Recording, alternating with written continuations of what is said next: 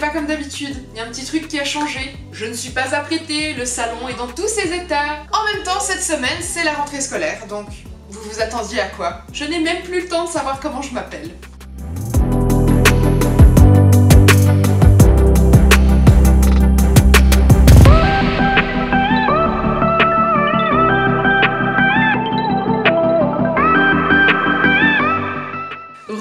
J'espère que vous allez bien, que vous avez passé une bonne semaine. Ici, c'est la rentrée scolaire, elle a eu lieu lundi, je suis complètement débordée.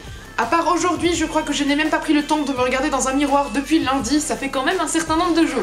Cette semaine, je voulais sortir une vidéo sur la gestion des émotions des enfants. Donc comment moi j'ai aidé mes enfants à accueillir leurs émotions et à les comprendre, les interpréter au mieux. Force est d'admettre que cette vidéo a été tournée lundi, en bonne et due forme, mais que je n'ai absolument pas le temps de la monter. J'ai donc totalement laissé tomber, cette vidéo sortira dimanche prochain. En attendant, j'ai voulu me pencher sur un sujet plus que complexe, le sujet des jeux d'éveil pour les petits enfants.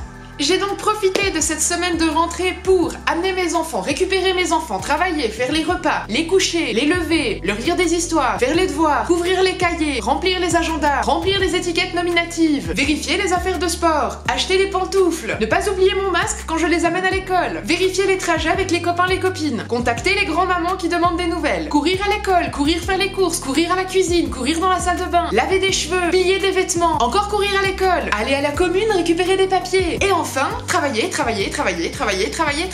Bref, c'est une semaine particulièrement chargée et en fait j'ai envie de me dire que la semaine prochaine va être un petit peu plus souple, mais je crains que non. Mon emploi du temps est désormais millimétré à la moindre seconde. Et ce qui est absolument formidable, c'est que le seul temps de pause que je pensais avoir, c'est le moment où je vais aux toilettes. Où j'espère, avec un petit peu de naïveté, qu'aucun enfant n'aura envie de me suivre. Malheureusement, encore une fois, je me suis leurrée. Bah oui, je suis maman. Du coup, quand j'essaye d'aller aux toilettes, ça donne ça. Voilà. Autant vous dire que je ne suis jamais seule. D'ailleurs c'est rigolo parce que j'ai le sentiment, en particulier ces derniers mois, que la salle de bain est devenue le bar huppé du coin. Vraiment le bar où tout le monde a envie de se retrouver pour discuter de sa journée, échanger des informations, boire des verres, rigoler, communiquer, bref. Étrangement, j'ai l'impression que à chaque fois que mon chéri ou moi décidons d'aller simplement uriner, il y a une réunion familiale dans la salle de bain. En même temps, c'est un peu le jeu quand il y a une seule salle de bain pour 5 personnes. Je vous assure que je suis mon propre héros. Bon, je sais qu'on est nombreux dans ce genre de situation, on n'a pas tous la chance d'avoir 2 salles de bain. Et donc, cette semaine, aujourd'hui, la vidéo que je vais vous présenter, c'est une vidéo très simple, que je vais faire sans aucun texte, pour vous présenter les différents jouets d'éveil que j'ai présentés à mes enfants les premiers mois. J'ai reçu pas mal de messages privés qui me demandaient quel jeu je conseillais pour vraiment la période d'éveil à partir de 3 mois et pendant la première année. Vous avez été beaucoup à me demander quelles étaient les marques que je conseillais. Moi, je vous conseille de ne rien acheter. En fait, les enfants n'ont pas besoin de jouets d'éveil. Là, c'est le moment de préciser à monsieur, madame premier degré que cette vidéo est humoristique. Quoique, je pense que la majorité des parents vont être d'accord avec moi. Les enfants s'amusent avec presque rien. Donc si par hasard vous hésitiez à acheter ce genre de choses à votre nouveau-né, ne le faites pas, vous n'avez pas besoin de dépenser de l'argent. Non, parce que dans cette vidéo, je vais vous faire l'honneur de vous présenter maintenant les 10 meilleurs jouets avec lesquels mes enfants se sont éclatés des heures durant. Vous allez en prendre plein les yeux. On va commencer par la base. Je pense que tous nos enfants ont joué avec ce genre de choses. D'ailleurs, nous aussi, mais nous n'étions pas enfants, du moins si vous êtes de la même génération que moi. Les téléphones portables. On sait que les enfants grandissent beaucoup à travers le mimétisme. On sait que nous, adultes, passons un temps inconsidéré sur nos téléphones tous les jours. Cela dit, ce n'est pas tout à fait la même génération. Nous, on a plutôt une espèce d'écran géant, il n'y a absolument plus aucune touche. Un enfant en très bas âge ou un bébé ne verra pas forcément la différence. Tout ce qu'il verra, c'est un téléphone. Nous avons donc ici un parfait jeu d'éveil qui va permettre de travailler la motricité fine de votre enfant et de découvrir différentes manipulations qu'il est possible de faire avec ce téléphone d'occasion sur lequel vous ne trouvez même plus de batterie et qui ne fonctionne absolument plus. Pas besoin de dépenser des centaines d'euros pour une superbe arche en bois si vous avez vos anciens téléphones. Autant vous dire que Nao, il passe des heures à appeler absolument toute la famille, tous les passants, tous les voisins à l'aide de ces 2 petits téléphones. Je ne suis pas convaincue qu'au bout du fil il y ait une réponse, mais... Ah, ça sonne. Allô? Nao, oui, je vais bien. Et toi, comment tu vas? Tu aimes les frites? Ok, ça marche, c'est super. J'aime beaucoup les frites, moi aussi, oui, tout à fait. Tu as rempli ta couche? Très bien, j'arrive. Bref, tout ça pour vous dire qu'il n'y a pas besoin de grand chose pour faire un formidable jeu d'éveil pour votre enfant. D'ailleurs, c'est amusant, pendant que je vous parle, je suis allée voir ce que faisait mon joyeux bambin, et voilà. Lui, il n'a pas besoin de jeu, il a besoin des feutres de sa sœur, voilà. Pour l'éveil musical de votre enfant, ce que je vous suggère, ce n'est pas d'acheter des instruments, non, c'est de vous munir d'une casserole et d'une cuillère en bois. Ça aussi, je pense qu'on l'a tous fait. On essaye de cuisiner, notre enfant ne veut pas nous laisser 5 minutes de tranquillité, il veut monter sur nos genoux, mais ce n'est pas possible puisque nous ne sommes pas assis. Par conséquent, nous avons la chance d'avoir de parfaits ustensiles de cuisine qui peuvent servir musicalement à éveiller l'esprit créatif et l'esprit artistique de nos bambins. Je m'éloigne un petit peu parce que je pense que vous connaissez la délicatesse de ce son. Bien évidemment, on le trouve sous plein de formes différentes. Vous avez la possibilité de travailler sur une passoire, ce qui va modifier grandement le son obtenu. Bien sûr, évitez de lui donner des assiettes, ce qui va peut-être préserver votre vaisselle. Tu essayes de faire de la musique, Nao ? Nao a très envie d'essayer ce superbe instrument de musique, nous allons donc le laisser développer son esprit créatif. Vas-y.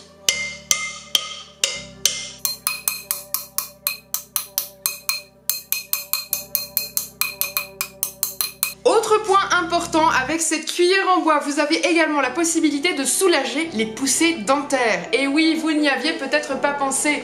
À quoi bon acheter des jeux en silicone, des jeux en caoutchouc, des jeux en bois, alors que vous avez simplement des marises en silicone ou des cuillères en bois qui peuvent permettre également de soulager les poussées dentaires de votre enfant. Il y a également un jeu d'éveil qui a été adoré chez nous, mais je ne peux malheureusement pas vous le montrer parce qu'il n'a pas survécu à mon 3e enfant. Il s'agit des plantes. Nous avions une merveilleuse plante qui ressemblait à un petit arbre qui poussait gaiement dans notre salon. Il s'avère que Nao s'est pris de passion pour l'arrachage de feuilles. Au départ, nous avons réussi à calmer ces quelques ardeurs, mais par la suite, malheureusement, ça a été quelque peu compliqué. Ce n'est pas faute d'avoir essayé de le ressusciter ou d'avoir tenté de le déplacer. Malheureusement, j'ai un enfant qui va absolument partout, à croire qu'il a des super pouvoirs, comme par exemple la capacité de voler, je ne sais pas. Encore un jeu qui a été très apprécié chez nous, il s'agit de pincettes. Qui n'a pas de pincettes chez lui? Ben moi. En fait, jusqu'à la semaine passée, je n'avais pas de pincettes. Maintenant, j'en ai. Un jeu merveilleux qui travaille la conception de la douleur, les limites physiques, l'incompréhension. Mais oui, j'ai retrouvé Nao avec des pincettes sur lui. Maman, regarde. C'est beau, hein?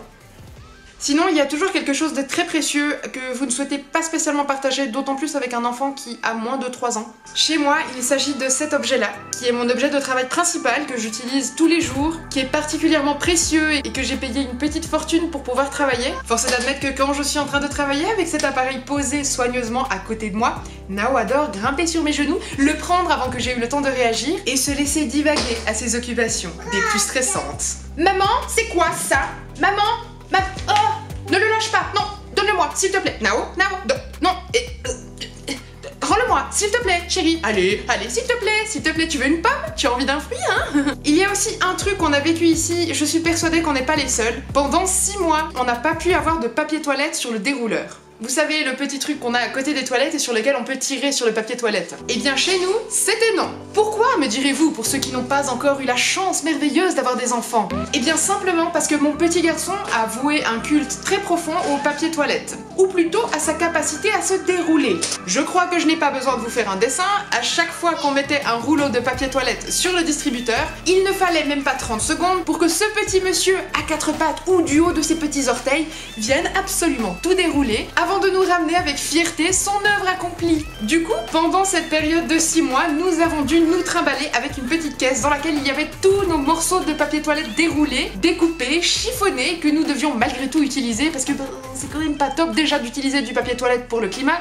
Alors si en plus on doit le jeter alors qu'il n'a pas été utilisé, ce n'est pas possible. L'unique problème, c'est que maintenant il n'y a plus de soucis, le papier toilette a son espace privatif à côté de nos toilettes sur son distributeur, mais les enfants ont un peu de mal à enregistrer le changement et du coup ne pensent jamais à remettre le papier neuf dans le distributeur. Mais ça, je pense que c'est un problème international et qu'en fait tous les enfants doivent avoir à peu de choses près le même souci. Procrastination, tout ça, ça commence tôt. Les feutres, les crayons sont également un merveilleux moyen de déployer son imaginaire et sa créativité à travers l'art. Quel enfant n'aime pas se munir d'un feutre, d'un crayon et tapisser le mur de ses dessins? Non, je vous le donne en mille, en réalité, je n'ai pas du tout vécu ça avec Willow et Eileen. Absolument absolument jamais. Nao, par contre, a une créativité un peu trop débordante qui, du coup, déborde continuellement du papier pour se retrouver sur les murs de la maison, sur les portes, sur les meubles. Je suis la première à pousser mes enfants à déployer leurs ailes de créativité et d'imagination. Je suis dans un métier artistique. Je veux que mes enfants puissent s'épanouir pleinement,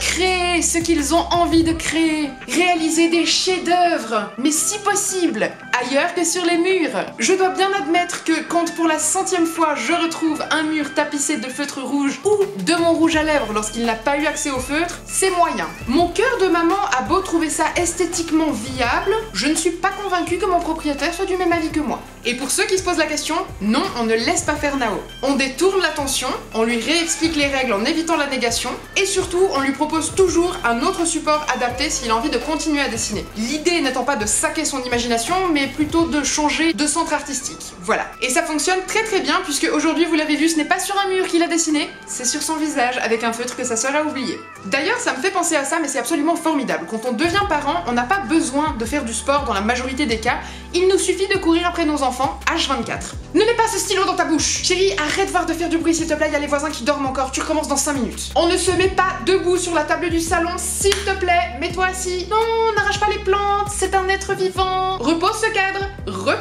c'est fragile mon chéri, s'il te plaît. Allô, allô. Bref, reprenons, on est en train de s'éloigner du sujet principal. L'amusement de nos chers chérubins. Il y a encore un truc que Nao particulièrement a adoré, c'est mes paires de lunettes. Je pense que certains d'entre vous le savent, j'ai une certaine collection de paires de lunettes de vue, que je ne porte absolument jamais, n'est-ce pas? Mais je suis astigmate, hypermétrope et myope, et du coup, je suis censée porter des lunettes tout le temps, à part pour dormir. Dans mes rêves, rien n'est flou. Le souci, c'est que les enfants, en particulier en bas âge, fonctionnent énormément par mimétisme. Donc s'ils nous voient jouer avec une paire de lunettes, ils auront envie eux aussi de faire la même chose. Pas de problème! On leur a trouvé des paires de lunettes sans verre de vue pour qu'ils puissent jouer simplement avec des anciennes branches de lunettes que nous n'utilisons plus. Un autre problème se présente donc. Nao découvre mes lunettes de vue et il constate qu'elles sont bien plus rigolotes que ses propres lunettes puisqu'elles sont munies de verre. Il a donc pris un plaisir évident à me démettre les branches de ses lunettes et à retirer les verres. Je vais vous parler maintenant d'un autre jeu qui n'a pas plu à Nao mais qui a particulièrement plu à son grand frère. Je pense que vous le savez, là derrière j'ai une immense bibliothèque remplie de livres pour enfants. Il y a la même quantité dans la chambre de chacun de mes enfants. On est assez fanatique de livres et de littérature de manière générale et je pense que culturellement c'est hyper important de pouvoir s'entourer d'histoires, de contes, de récits, de choses thérapeutiques. Bref, il y a plein de choses qu'on peut apprendre, qu'on peut réaliser avec les livres et évidemment ça aide à développer plein de choses dans notre épanouissement personnel. Du coup, les livres ici sont particulièrement précieux et l'ont toujours été. Nao respecte les livres le respectent. Eileen respecte les livres la respectent. Mon fils Willow, lui, adorait dévorer les livres depuis tout petit. Le problème, c'est qu'il les dévorait au sens propre. Je l'ai retrouvé plusieurs fois muni d'un de mes livres de poche, en train d'arracher joyeusement chacune des pages avant de les mettre dans sa bouche. Le tout en moins de 2 minutes quand, malencontreusement, j'imaginais que j'avais le temps d'aller faire pipi. Ne faites pas pipi quand vous êtes maman. Non, on met des couches. Quoi qu'il en soit, ce qui est assez positif, c'est qu'avec les années, il les a dévorés au sens figuré, ce qui était un peu plus pratique. Maintenant, du haut de ses presque 9 ans, il dévore des livres de poche énormes, il s'en nourrit totalement et il adore ça. Les livres ne sont plus son régime alimentaire principal désormais. Yes. Sinon, on est un couple de parents geeks, c'est-à-dire qu'on joue énormément à la console. D'ailleurs, on s'est rencontrés sur la PlayStation 4 sur un jeu du doux nom de Destiny. Il porte très bien son nom, puisqu'il a été notre ultime destinée. Bref, quoi qu'il en soit, nous sommes du coup assez bien équipés en termes de nombre de consoles et de nombre de manettes. Et on a beau ne presque pas jouer devant les enfants, à part de temps en temps pour des jeux assez familiaux qu'on fait vraiment tous ensemble, il y a des manettes de ce style-là dans le salon qui sont bien rangées à leur place, qui ne bougent pas. Malgré tout, mes 3 enfants, peu importe leur âge et leur développement, sont absolument fanatiques de ces petits objets. Bon, il faut dire que nous aussi. Il a donc fallu s'armer d'anciennes manettes qui ne fonctionnent plus pour pouvoir les leur transmettre et pour avoir une petite chance de conserver nos manettes en bon état. C'est donc très régulièrement que je retrouve mes 3 enfants installés côte à côte sur le canapé, des manettes non fonctionnelles dans la main, en train de faire une course de voiture imaginaire avec les écrans éteints. Parce que chez nous les écrans, il y en a mais c'est vraiment assez rare. Non, mais tourne à gauche! Mais pourquoi? C'est toujours toi qui gagne! Chérie, j'ai pas envie de t'énerver davantage, mais est-ce que tu es conscient que la télé est éteinte et que tu n'es pas en train de jouer réellement? Mais oui, regarde, c'est encore Eileen qui a gagné! D'accord, Pardon, peut-être que tu gagneras la prochaine partie, hein? En réalité, les objets du quotidien peuvent devenir très facilement des jeux. Il m'est arrivé de retrouver un enfant que je gardais lorsque j'étais adolescente avec un tampon de sa maman qu'il avait trempé dans de l'eau ou dans du sirop. Il m'est arrivé aussi d'entendre lorsque j'étais adolescente que mon petit voisin plus jeune que moi avait mis 2 tampons dans son nez lorsqu'il saignait du nez. Spoil alerte, je vous conseille dans ce genre de conditions d'aller directement vers vos parents et de ne pas vous munir de tampons.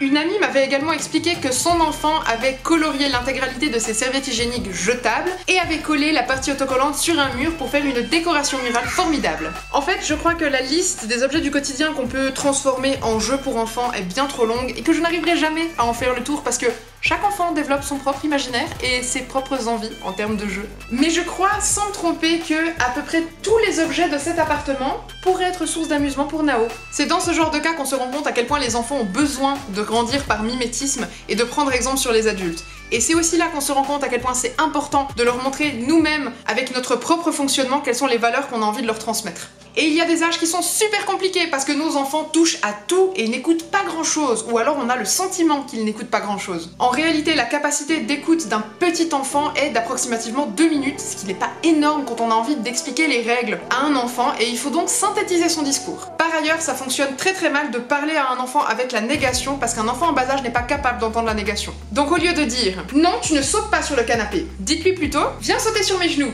Si votre enfant est occupé à dessiner sur le mur, ne lui dites pas « Non, tu ne dessines pas sur le mur ». Dites-lui plutôt « Chérie, viens dessiner sur une feuille ». Et n'hésitez pas aussi à leur faire comprendre les conséquences de leurs actes. Il n'y a pas besoin de punir un enfant, il n'y a pas besoin de le gronder, il n'y a pas besoin de crier. Évidemment, dans certaines situations, on ne peut pas se retenir, mais bon. On peut permettre à l'enfant de réparer ses bêtises, qui ne sont d'ailleurs pas vraiment des bêtises, mais des expériences. C'est normal que votre enfant explore son quotidien et découvre ce qui l'entoure. C'est normal aussi que par moments, ça soit des expériences négatives, pour vous ou pour lui. C'est que comme ça qu'il va pouvoir emmagasiner plein de nouvelles informations, plein de nouvelles acquisitions et comprendre ce qu'il a le droit de faire, ce qu'il n'a pas le droit de faire, quels sont les dangers, etc.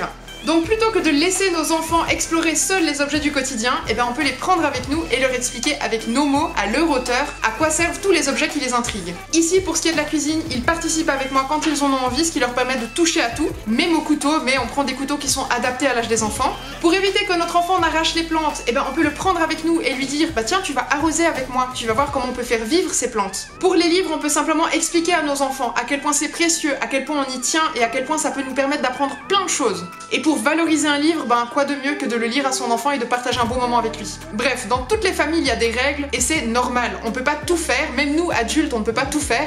Et du coup, c'est assez difficile avec un enfant en bas âge de lui transmettre ces règles-là. C'est énormément de répétitions, énormément de lâcher prise. Et il faut aussi prioriser. À nous de prioriser et de savoir quel combat on a envie de mener ou besoin de mener et quel combat ne mérite pas spécialement notre attention. Bref, cette vidéo s'arrête ici. N'hésitez pas à me mettre en commentaire quels sont les jeux qui ont le plus amusé vos enfants et qui bien entendu ne sont pas faits pour être des jeux, ou tout du moins pas des jeux pour enfants. Pour ceux que ça intéresse, j'ai fait quelques vidéos sur les jeux pour enfants que je conseille réellement. Je vous laisse aller regarder ma chaîne YouTube si ça vous intéresse. N'hésitez pas à me retrouver tous les jours sur TikTok et sur Instagram, et ici tous les dimanches aux alentours de 15h, 16h, suivant ma motivation du jour. Je vous souhaite une super bonne fin de journée, à tout bientôt et retrouvez-moi dimanche prochain avec la vidéo sur la gestion des émotions de l'enfant. Ciao!